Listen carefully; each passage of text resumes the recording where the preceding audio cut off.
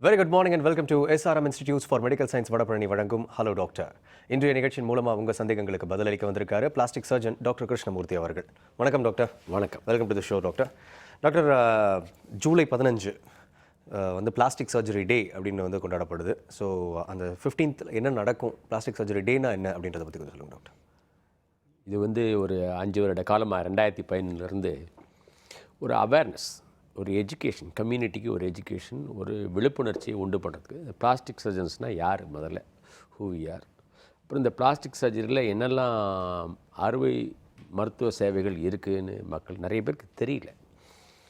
அதுக்கு அப்புறம் இது எப்படி மக்கள் மத்தியில் கொண்டு போய் சேர்க்கறது, மக்களுக்கு முன்னால் அதுக்கு நடுவில் இருக்கிற டாக்டருங்க, அவங்களாம் வந்து பிளாஸ்டிக் இல்லாதவங்க, மற்ற அறுவை சிகிச்சை நிபுணர்கள், மற்ற மருத்துவ நிபுணர்கள், அதே மாதிரி மெடிக்கல் ஸ்டூடெண்ட்ஸ், பேராமெடிக்கல்ஸ், நர்சஸ், இவங்களுக்கெல்லாம் ஒரு விழிப்புணர்ச்சி உண்டு பண்ணதுக்கோசம் ஜூலை 15 2011 இது மாதிரி நாங்கள் கொண்டாடியிருக்கோம். மெயினாக வந்து இந்த நாளில் வந்து அவுட் பேஷண்ட் கன்சல்டேஷன் சொல்லுவோம். ஃப்ரீயாக கன்சல்டேஷனும் அட்லீஸ்ட் ஒரு ஆப்ரேஷன் ஃப்ரீயாக பண்ணணுங்கிறது தான்.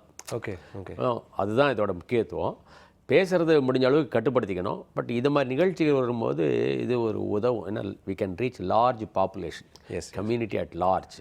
அதுக்கு இந்த மாதிரி டிவி நிகழ்ச்சிகள் ரொம்ப உறுதுணையாக இருக்கிறது. Well sir doctor. டாக்டர், இதுக்கான ரெஸ்பான்ஸ் எப்படி இருக்குது? இந்த நீங்கள் சொன்னீங்க 5 இயர்ஸ் அந்த மாதிரி கொண்டாடிட்டு இருக்கீங்க இல்லையா? ஸோ இதுக்கான ரெஸ்பான்ஸ் எப்படி, கிராஜுவலாக இன்க்ரீஸ் ஆகிருக்கா? என்ன மாதிரியான ரெஸ்பான்ஸ் பார்க்குறீங்க? அது வந்து உடனடியாக டக்குன்னு சொல்லிட முடியாது. ஏன்னா இது வந்து அந்த ரெஸ்பான்ஸை ஜட்ஜ் பண்ணுறதுக்கு க்ரைட்டீரியா, ஒரு அளவுகோல் நாங்கள் நிர்ணயிக்கலை. ஓகே. ஆனால் மெதுவாக பரவி வருது பிளாஸ்டிக் சர்ஜரினா என்ன. ஏன்னா அடிபட்டு வரும்போது சில பேர் சொல்லுவாங்க, நீங்கள் பிளாஸ்டிக் சர்ஜரி தானே எங்களுக்கு பண்ண போகிறீங்க. ஓகே. அதாவது இந்த பிளாஸ்டிக்ங்கிற வேர்டு பரவலாம் பரவி வருதுலேருந்து தெரியாது அவங்களுக்கு பிளாஸ்டிக். ஆனால் இந்த பிளாஸ்டிக்கில் என்னெல்லாம் பண்ண போகிறாங்கன்னு அவங்களுக்கு தெரியாது. ஓகே. ஏன்னா இந்த வேர்டை வந்து ஒரு மிஸ்னாபர்னு சொல்லுவேன். ஏன்னா சில இடத்துல பிளாஸ்டிக் சர்ஜன் சொல்லுவோம், சில இடத்துல வந்து இந்த ஏஸ்தட்டிக் பிளாஸ்டிக் அழகுப்படுத்துகிற டாக்டர் தான் நினச்சிட்டு பேசிகிட்டு இருப்பாங்க. இன்னும் சில இடத்துல பண்ணால் ரீகன்ஸ்ட்ரக்டிவ் சர்ஜன்ஸ் இருக்கும். அண்ட் சில இடத்துல இவங்க பிளாஸ்டிக் சர்ஜனே இல்லாதனால அங்கே இருக்க பொது அறுவை சிகிச்சை நிபுணர்களே அவங்க they will play the role. இன்னும் கொஞ்சம் போச்சுன்னா ஏஸ்தட்டிக் டெர்மட்டாலஜிஸ்ட் அவங்க சில ப்ரொசீஜர்ஸ் பண்ணுறாங்க. இதெல்லாம் இல்லாமல் அலோபதியை தாண்டி இருக்கிற இந்தியன் மெடிசன் பீப்புளும் இதில் இறங்கி பண்ணுவாங்க. டாக்டரே இல்லாதவங்களும் இந்த காஸ்மெட்டிக் சென்டர்ஸில் பண்ணுறாங்க இல்லையா, அழகுப்படுத்துறதுக்கோசம் பண்ணுறது. ஓகே. ஸோ இப்போ இந்த ஒரு டே மூலயமா வந்து ஒரு அவேர்னஸ் பரவும் நீங்கள் சொல்லியிருக்கீங்க. ஸோ இதோடைய மோடு வந்து ஒரு அவேர்னஸ்ன்னு மட்டும் எடுத்துக்காமல் நீங்கள் சொன்னீங்களே ஆப்ரேஷன், ஒரு ஃப்ரீ ஆப்ரேஷன் பண்ணணும், அந்த ஃபேக்டர் பற்றி கொஞ்சம் எக்ஸ்ட்ரா என்ன சொல்லுங்கள்? முக்கியமாக வந்து இந்த அவேர்னஸை தாண்டி மக்களுக்கு இந்த துறையில் என்னென்ன அறுவை சிகிச்சைகள் செய்கிறாங்கன்னு முக்கியமாக வந்து அவங்க எங்கள் இடத்துல வரும்போது அவங்களுக்கு நிறைய பேர் வரணுங்கிறதுக்கோசம் ஃப்ரீ கன்சல்டேஷன். அதே மாதிரி சில இடத்துல வந்து கேம்ப்ஸ் நடத்துகிறாங்க, முகாம்கள். அங்கே போய் இந்த பிளாஸ்டிக் சர்ஜரி தேவையாக இருக்கிறது, பிளாஸ்டிக் சர்ஜரி நிறைய பெரிய பிரான்ச்சு, அது அடுத்ததில் சொல்கிறேன். இது தேவையான மக்களுக்கு எப்படி நம்ம அறுவை செய்ய முடியும்னு அங்கே அவுட் பேஷண்ட் கன்சல்டேஷன் நடத்துறது, ஃப்ரீயாக கன்சல்டேஷன். ஃபார் எக்ஸாம்பிள் இது டெர்ஷரி கேர்னா டயர் 2 செகண்டரி பிரைமரி லெவலில் கூட போய் நடத்தலாம். அதே மாதிரி இதுக்கு முன்னாலேயே நம்ம சில முகாம்கள் நடத்தி சேர்த்து வச்சுருந்த அறுவை சிகிச்சை தேவையான நபர்களுக்கு அந்த இடத்துலையே ஆப்ரேஷன் செய்கிறது, இந்த மாதிரி செய்யலாம். அப்புறம் இதே மாதிரி சில இடத்துல இளம் மருத்துவர்கள் படிக்கிற மெடிக்கல் காலேஜில் கண்டினியூங் மெடிக்கல் எஜுகேஷன் ப்ரோக்ராம் சொல்லுவாங்க, ஒர்க் ஷாப்னு சொல்லுவாங்க. ஏன்னா ஒரு பக்கம் வந்து கம்யூனிட்டி நீடு ஹெல்ப் பண்ணும்போது, இன்னொரு பக்கம் அந்த கம்யூனிட்டிக்கு நாளைக்கு வேலை செய்ய போகிற டாக்டர்களை திறமை, கேப்பபிலிட்டி பில்டிங், அதுக்கும் அகாடமிக்கல் ஒர்க்ஸ் நடந்துகிட்ருக்கோம்.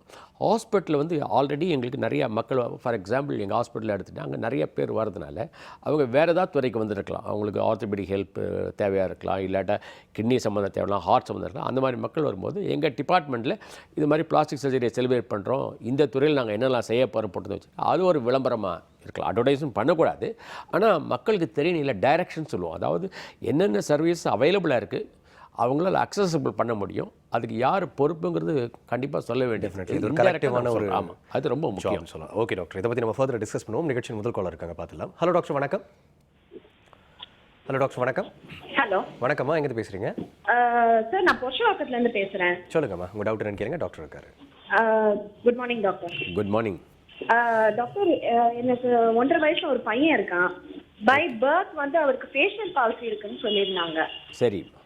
அவருக்கு கண் சிமிட்டுறதுலயோ சாப்பிடுறதுலயோ எந்த விதமான ஃபங்க்ஷனல் ப்ராப்ளம் எதுவுமே கிடையாது. சரி. இப்போ ஒரு 1 month பேக் நாங்க எம்ஆர்ஐ எடுத்து பார்த்தோம்.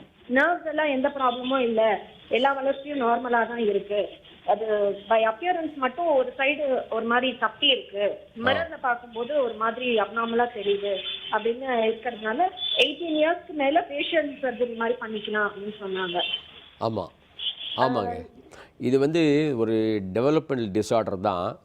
பிறவியிலேருந்து வரும்போது அது அந்த குழந்தையோட வளர்ச்சி முடியும் போது தான் அந்த ஒரு பாதியில் தானே உங்களுக்கு இருக்குன்னு சொல்கிறீங்க.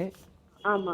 அப்போ அந்த ஒரு பாதி முகத்தில் எலும்புகள் மாத்திரமா இல்லை எலும்புகளோட சேர்ந்து தசைகளுமா அந்த பக்கத்தில் காது இதெல்லாம் சேர்த்து ஒரே சிட்டிங் இல்லாட்டா ஒரு மோர் தென் ஒரு ஆப்ரேஷனில் சரிப்படுத்தலாம். இந்த சின்ன வயசில் பண்ணக்கூடாது.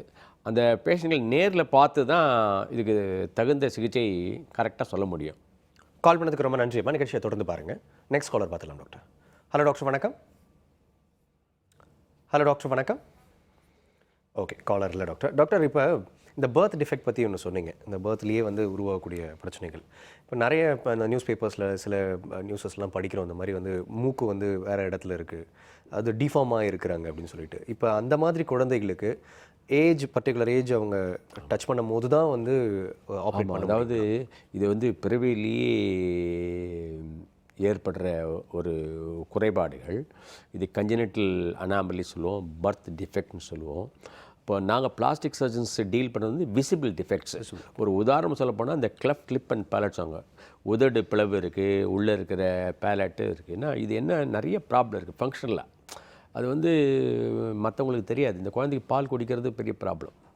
அப்புறம் கொஞ்சம் பெருசாகும் போது நம்ம பால் கொடுக்குறதோ சாப்பாடு கொடுக்குறதோ ப்ராப்ளம். இங்கே வந்து மூக்கும் வாயும் தனித்தனியாக இருக்கணும். ஆனால் இப்போ இந்த 2 கேவிட்டி ஒன்றானதுனால அந்த காதோட டியூப் உள்ளே தான் போய் சேருது. அதில் இன்ஃபெக்ஷன் வந்துன்னா காது கேட்காமல் போகிறதுக்கு சான்ஸ் இருக்குது. இந்த பாதிப்புக்குனால அந்த குழந்தையோட மூளை வளர்ச்சியும் வளராமல் இருக்கிறதுக்கு சான்ஸ் இருக்குது. ஆனால் இதெல்லாம் வந்து ஆப்ரேஷன் மூலமாக கரெக்ட் பண்ண முடியும். இந்த குழந்தைகளை வந்து யூஸ்வலாக வந்து நம்ம ஊரில் வந்து எல்லாம் சின்ன குழந்தைங்க, லோ பர்த் வெயிட்னு சொல்லுவோம். யூஸ்வலாக வந்து ஸ்கூல் கோயிங் ஏஜ் ஜென்ரலாக. இப்போ கிளஃப்ட் லிப் அண்ட் பேலட்னா 3 மாதம் 10 மாதம்ன்ட்டு பண்ணிடலாம். பட் பரவல ஜென்ரலாக பார்த்தோம்னா கஞ்சனிட்டல் அனாமலிஸ் அந்த ஸ்கூல் கோயிங் ஏஜுக்குள்ளே பண்ணிடணும். ஓகே. மெயினாக தெரியுது வந்து ஃபேஸில் இருக்கும்போது கிளஃப்ட் லிப் பேலட் தாங்க.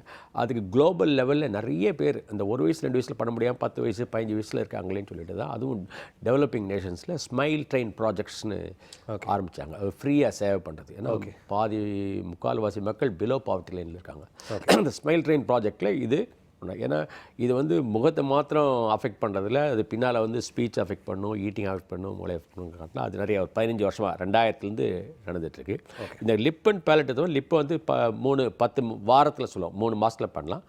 பேலட்டை வந்து குழந்தை பேச ஆரம்பிக்கும் போது பண்ணால் நல்லாயிருக்கு, 10 மாதத்தில் பண்ணலாம். இதெல்லாம் வந்து ஜென்ரல் அனஸ்தீசியா கூட தான் பண்ண வேண்டியிருக்கும். ஓகே. அதுக்கு மேலே இன்னும் நிறைய இருக்குது. கிரேனியோஸ்டர்னஸ் மேலே மூளையை வளர்ச்சியில் மூளையில் இருக்க சூச்சர், இந்த ஸ்கல்லில் இருக்க சூச்சர்ஸ்லாம் சீக்கிரமாக மூடுறதுனால உள்ளே இருக்க பிரெயின் வளர முடியாது.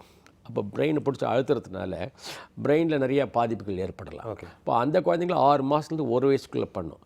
அதெல்லாம் வந்து இன்னும் மேஜர் சர்ஜரிஸ், அதாவது 6 மணி நேரம் 8 மணி நேரம் பிடிக்கும். அந்த மண்டை ஓடுகளை கட் பண்ணி மூளை வளர்கிறதுக்கு பெருசுப்படுத்தணும், அதை ரீஅரேஞ்ச் பண்ணணும். அது கிரேனியல் ஆஸ்டியாட்டமின்னு சொல்லுவோம். ஓகே. அது வந்து நியூரோ சர்ஜனோடு சேர்ந்து பண்ணுவோம், ஓரோ மேக்ஸிலோஃபேஷியல் சர்ஜனோடையும் சேர்ந்து பண்ண வேண்டியிருக்கும். சில டயத்தில் 2 கண்ணும் அகலமாக வச்சு ஹைப்பர்டிலாரின்னு சொல்லுவோம். அப்போ அந்த கண்களை உள்ளே கொண்டு வர வேண்டியிருக்கும். இதெல்லாம் ஒரு group of conditions called craniostenosis. Okay. அதுக்கு அடுத்து வந்து பார்த்திங்கன்னா சில சமயம் அந்த ஃபேஷியல் இன்ஜுரிஸ் வந்து பார்த்திங்களா, அவங்களுக்கு முகத்தில் இருக்க தாடை எலும்புகள்லாம் உடஞ்சிடலாம். ஓகே. ஸோ அவங்களுக்கும் வந்து அக்யூட் ஸ்டேஜ் அடிபட்டு வந்த உடனே ஃபிக்ஸ் பண்ணுறதுக்கும் அது இதில் தான் வரும். சில சமயம் அடிபட்ட உடனே நம்மள்ட்ட வர முடியாது, ஒரு 4 மாதம் 5 மாதம் கழிச்சு வராங்க. அப்போ அவங்களுக்கு பார்த்திங்கன்னா மேல் தாடை உள்ளே இருக்கும், கீழ் தாடை கொஞ்சம் வெளியில் இருக்கும். அப்போ சர்ஜரி, ஆர்த்தோனாட்டிக் சர்ஜரி சொல்லுவோம். அதையும் ஆப்ரேஷன் பண்ணி உள்ளே வைக்கிறதோ இல்லை கொஞ்சம் வெளியில் கொண்டு வரதோ அட்வான்ஸ்மெண்ட் ஆஸ்டியாட்டமி இல்லை புஷ்பேக் ஆஸ்டியாட்டமி சொல்லுவோம். இதெல்லாம் வந்து மேஜர் ப்ரொசீஜர்ஸ். ஓகே. இதுவும் முகத்தில் நடந்துகிட்ருக்கும். இது இல்லாமல் பார்த்தீங்கன்னா இந்த சர்ஜரிஸ்லாம் வந்து அந்த 6 மாதத்துலேருந்து 1 வருஷம் போகும். இது இல்லாமல் சில சர்ஜரிஸ் இருக்குது. மூக்கில் ப்ராப்ளம் இருக்கும் பிறவிலேயே, கண் லிட்டில் ப்ராப்ளம் இருக்கலாம், இல்லை காதில் ப்ராப்ளம் இருக்கலாம், லிப்பில் ப்ராப்ளம். அவங்களாம் வந்து யூஸ்வலாக ஸ்கூல் கோயிங். அப்போல்லாம் வந்து 5 வயசு, இப்போல்லாம் 3 வயசுலேயே ஸ்கூல் போடுறதுனால ஏர்லியர் இஸ் பெட்டர். அதே மாதிரி கையில் பார்த்திங்கன்னா 2 விரல் சேர்ந்துருக்கும், 6வது விரல் இருக்கும். அதேமாதிரி காலில் 2 விரல் சேர்ந்துருக்கும், 6வது இருக்கும். இல்லை சில சமயம் மேக்ரோடாக்டிலின் கை விரல் பெருசாக இருக்கும், இல்லை கால் விரல் பெருசாக இருந்தால் ஷூ போட முடியாது. இப்போ இந்த குழந்தைகள்லாம் அரவுண்ட் தி ஸ்கூல் கோயிங் ஏஜ்னு சொல்லுவோம் மெயினாக. So the decision making timing is very crucial in plastic surgery. Okay okay doctor, இதை பற்றி இன்னும் ஃபர்தராக டிஸ்கஸ் பண்ணுவோம் டாக்டர். நெக்ஸ்ட் காலர் இருக்காங்க, பார்த்துலாம். ஹலோ டாக்டர், வணக்கம். ஹலோ, வணக்கம் சார், எங்கேருந்து பேசுகிறீங்க? தாராவூர்லேருந்து பேசுறேன் சார். சொல்லுங்கள் சார், உங்கள் டவுட் என்னன்னு கேளுங்க, டாக்டர் இருக்காரு. ரெண்டரை மாசம் ஆச்சுங்க சார், ஸ்டெட்டு வச்சிருக்கீங்க. சொல்லுங்கள் சார், சொல்லுங்கள். அது இப்போ வாக்கிங் போயிட்டு இருக்காங்க சார். உடற்பயிற்சி எது மாதிரி ஒரு பயிற்சி செஞ்சுக்கலாம் அப்படின்னு கேட்கலான்னு ஃபோன் பண்ணுங்க சார். உடற்பயிற்சி பண்ணலாமே. என்ன வச்சுருக்கீங்க? ஸ்டெண்ட் வச்சுருக்கீங்களா? ஸ்டெண்ட். ஆமாம், வச்சுருக்கிறதுனால ஒன்றும் தப்பு இல்லைங்களே. உங்களுக்கு இருதய டாக்டர்கிட்ட கேட்டுட்டு அதுக்கு ஏற்ற மாதிரி உடற்பயிற்சி பண்ணலாங்க. அதில் ஒன்றும் தப்பு கிடையாதுங்க. உடற்பயிற்சி பண்ணணுங்க, பண்ணாது தான் தப்பு. கால் பண்ணதுக்கு ரொம்ப நன்றி சார். அடுத்த காலர்கிட்ட பேசலாம் டாக்டர். ஹலோ டாக்டர், வணக்கம். ஹலோ, வணக்கம், எங்கேருந்து பேசுகிறீங்க சார்? சார் நான் வந்து கோயம்புத்தூர்லேருந்து பேசுகிறேன் சார். சொல்லுங்கள் சார், உங்கள் டவுட் என்னன்னு கேளுங்க, டாக்டர் இருக்காரு. Sir good morning doctor. Good morning. Good morning doctor. எனக்கு ஆக்சுவலாக பார்த்தீங்கன்னா ஃபேஸில் நிறைய பிம்பிள்ஸ் வருது. அந்த பிம்பிள்ஸ் என்ன ஆகுதுன்னா அப்படியே பார்த்தீங்கன்னா ஹோல்ஸாக மாறுது. அந்த ஹோல்ஸாக மாறி அப்படியே கொஞ்சம் பிளாக்காக ஆயிடுது டாக்டர். நார்மலாக ஸ்கின் அப்படி கிடையாது, பட் இப்போ பார்த்தீங்கன்னா ரொம்ப அந்த மாதிரி ஆயிடுச்சு. இதுக்கு ஏதாச்சும் ட்ரீட்மெண்ட் இருக்கா டாக்டர்? கண்டிப்பாக ட்ரீட்மெண்ட் இருக்குங்க. இதுதான் வாரம் இங்கே வரும்போது நிறைய பேர் கேட்குறது ஆக்னி ஸ்கார்ஸு. அது ஆரம்ப காலத்துலேருந்து அந்த தழும்பு வர வரைக்கும் ஒவ்வொரு ஸ்டேஜ்லேயும் ஒன்று பண்ண வேண்டியிருக்கும். ஏர்லி ஸ்டேஜ் இருந்ததுன்னா அந்த மருந்துகள் கொடுத்து வைட்டமின்ஸு ஆன்டிபயோட்டிக் கொடுத்து அந்த இன்ஃபெக்ஷன் இல்லாமல் கண்ட்ரோல் பண்ணணும். அதுக்கப்புறம் லேட் ஸ்டேஜை வந்து தழும்பு வரும்போது நிறைய ட்ரீட்மெண்ட் இருக்குங்க. இந்த கெமிக்கல் பீலிங் இருக்குது, அப்புறம் மைக்ரோ டெர்மோபிரேஷன்ஸ் இருக்குது. அந்த மாதிரி சிகிச்சைகள் செஞ்சு கண்டிப்பாக முழுசாக மறைச்சிட முடியும். கால் பண்ணதுக்கு ரொம்ப நன்றி சார். நிகழ்ச்சியை தொடர்ந்து பாருங்கள். நெக்ஸ்ட் காலர் பார்க்கலாம் டாக்டர். ஹலோ டாக்டர், வணக்கம். ஹலோ, வணக்கம். சுகன்யா சார். சொல்லுங்கள் சுகன்யா, உங்கள் டவுட் என்னன்னு கேளுங்க. ஹலோ. சுகன்யா, உங்கள் டிவி வால்யூம் கம்மி பண்ணிவிடுங்க, டாக்டர் கிட்ட சொல்லுங்கள் உங்கள் டவுட். Okay sir. சார் ஆக்சுவலாக எனக்கு நான் ஸ்கூட்டியில் போனதுனால எனக்கு ஒரு சின்ன ஆக்சிடென்ட் ஆயிடுச்சு. Okay okay. அது ஃபேஸில் ஸ்டிச்சஸ் மார்க் போட்டிருக்காங்க. சரிங்க. அந்த ஸ்டிச் மார்க் போட்டு ஒரு 2 இயர்ஸ் மேலே ஆயிடுச்சு. ஆனால் அந்த ஸ்டிச் மார்க் போகவே இல்லை. நான் நிறைய ஆயின்மெண்ட்ஸ்லாம் ட்ரை பண்ணி பார்த்தேன் சார். சரி, அது வந்து அநேகமாக அறுவை சிகிச்சையில் தான் எடுக்க வேண்டியிருக்குங்க. இதுதான் நான் இப்போ கொஞ்ச நேரத்துக்கு முன்னால் சொன்னேன் இல்லையா, இப்போல்லாம் அடிபட்டு வந்த உடனே பிளாஸ்டிக் சர்ஜன் இருக்காங்கன்னு கேட்குறது. ஆரம்பத்திலே ஸ்டிச் மார்க் அது எப்படி இருக்குன்னு பார்த்துட்டு அதுக்கு ஏற்ற மாதிரி தான் சின்ன அறுவை சிகிச்சை செய்யணும். இல்லை இந்த டெர்மாபரேஷன் மாதிரி பண்ணாங்கன்னா அது எடுத்துட முடியுங்க. கால் பண்ணதுக்கு ரொம்ப நன்றி அம்மா. நெக்ஸ்ட் காலர் பார்க்கலாம் டாக்டர். ஹலோ டாக்டர், வணக்கம். ஹலோ டாக்டர், வணக்கம். வணக்கம்மா, எங்கேருந்து பேசுகிறீங்க? சார் சேலஸ்லேருந்து பேசுகிறேன் சார். உங்கள் டவுட் என்னன்னு சொல்லுங்கம்மா, டாக்டர் இருக்காரு. ஃபேஸில் வந்து ஃபயர் ஆக்சிடென்ட் ஆகி 5 இயர்ஸ் ஆகுதுங்க சார். ஓகே. அது அந்த மார்க் இருக்குங்க சார், அதுக்கு சரி பண்ண முடியுங்களா? மார்க் இருக்குன்னா என்ன மாதிரி தழும்பா? தழும்பு இருக்கு. என்ன மாதிரி கலரில் இருக்குது? பிங்க் கலரில் இருக்கா, இல்லை ப்ரௌனாக இருக்கா, இல்லை தடிப்பாக இருக்கா? அது நேரில் பார்த்து ஸ்கார் லைட்டாக இருக்குது, ப்ரௌன் கலரில். அது பண்ண முடியுங்க. அதான் சொன்னேனே, இந்த மாதிரி டெர்மாபரேஷன் மாதிரி பண்ணி, இல்லாட்டா லேசர் இப்போ லேட்டஸ்ட் டெக்னாலஜி வந்துருக்கு. It is possible. அது நேரில் பார்த்துட்டு எந்த இடத்துல இருக்குது, எவ்வளோ பெருசு இருக்குன்னு பார்த்துட்டு தான் சொல்ல முடியும் அது கரெக்டாக. But it is possible. Call பண்ணதுக்கு ரொம்ப நன்றிம்மா. நெக்ஸ்ட் காலர் பார்க்கலாம் டாக்டர். ஹலோ டாக்டர், வணக்கம். ஹலோ. வணக்கம்மா, எங்கேருந்து பேசுகிறீங்க? ஹலோ. வணக்கம்மா, சொல்லுங்கள். ஆத்தூர்லேருந்து பேசுகிறேன். உங்கள் டிவி வால்யூம் கம்மி பண்ணிவிடுங்க, டாக்டர் கிட்ட உங்கள் சந்தேகம் என்னன்னு சொல்லுங்கள். பிளாஸ்டிக் எங்கள் டேரக்டி மூளையில் ஆப்ரேஷன் பிளாஸ்டிக் சர்ஜரி பண்ணாங்க. சொல்லுங்கம்மா, சொல்லுங்கள். அம்மா, டிவி பார்க்காதீங்கம்மா, எங்கள் டாக்டர் கிட்ட சொல்லுங்கள் என்னன்ட்டு. அது வந்து இப்போ பிரச்சனை பண்ணுறதா இருக்கு. சிரிக்கிறாங்க. சொல்லுங்கம்மா, சொல்லுங்கள், என்ன பிரச்சனை? நடக்க முடியல, திரும்ப இந்த மயக்கம் வருது அப்படிங்கிறாரு. ஓகே, எங்கே ஆப்ரேஷன் பண்ணாங்கம்மா? தலையில ரத்த கட்டி இருந்து ஆப்ரேஷன் பண்ணாங்க. இல்லை, இது நியூரோமா தான். தலையில் ஆப்ரேஷன் வந்ததுன்னா நியூரோ சர்ஜன்ஸ் பார்த்துருப்பாங்க. நீங்கள் அவங்கள்ட்ட தான் இந்த கேள்வி கேட்டிருக்கணும். அது வந்து ப்ராப்ளி எக்ஸசைஸ் ரீஹாபிலிட்டேஷன் செய்ய வேண்டியிருக்குமா. கால் பண்ணதுக்கு ரொம்ப நன்றி அம்மா. அடுத்த காலர்கிட்ட பேசலாம் டாக்டர். ஹலோ டாக்டர், வணக்கம். ஹலோ டாக்டர், வணக்கம். ஓகே டாக்டர், காலர் இல்லை. டாக்டர், இப்போ இந்த எல்லா மேக்ஸிமம் நம்ம சவுத் இண்டியன் ரேஸில் வந்து ஒரு ஒரு டார்க்கிஷ் ஒரு சாக்லேட்டிஷ் லுக் தான் வந்து இப்போ எல்லாருக்குமே இருக்கும். பட் ஆனால் ஃபேர் ஆகணும், ஒரு ஒரு நல்ல ஒரு பிரைட்டான கலர் இருக்கணும் அப்படின்னு சொல்லி எல்லாருக்கும் ஒரு எண்ணம் இருக்குது. பட் வேறஸ் ஒரு நார்மலாக காமன் லேமன் கிட்ட பேசிகிட்டு இருக்கும்போது அவங்க கிட்ட என்ன சொல்லுவாங்கன்னா, இந்த மாதிரி ஒரு செலிபிரிட்டி வந்து பட்டுன்னு பிரைட் ஆகிட்டார் பார்த்தியா, அவர் வந்து ஒரு இது காஸ்மெட்டிக் சர்ஜரி பண்ணிட்டாரு அப்படின்ற டேர்ம் யூஸ் பண்ணுவாங்க. ஆனால் உள்ளே என்ன இருக்குன்னு அப்படின்னு அவங்களுக்கு தெரியாது. பிரைட்னிங் அப்படின்றது காஸ்மெட்டிக் சர்ஜரியில் எங்கே வருது ஒன்று. ரெண்டாவது வந்து லைப்போசெக்ஷன் பண்ணும்போது ஸ்கின் லூஸ் ஆகிடுது இல்லை டாக்டர். ஸோ அதை அந்த ஸ்கின் டைட்னிங் பண்ணுறதுக்குன்னு பிளாஸ்டிக் சர்ஜரியில் ஏதாவது ஒரு பர்டிகுலர் துறை இருக்கா, அதை எப்படி யூஸ் பண்ண முடியுன்றது ஒரு சின்ன பிரேக்குக்கு அப்புறம் பார்ப்போம் டாக்டர். சிம்ஸ் ஹாஸ்பிட்டல் வடபழனி வழங்கும் ஹலோ டாக்டர் நிகழ்ச்சியில் ஒரு சிறிய இடைவேளை.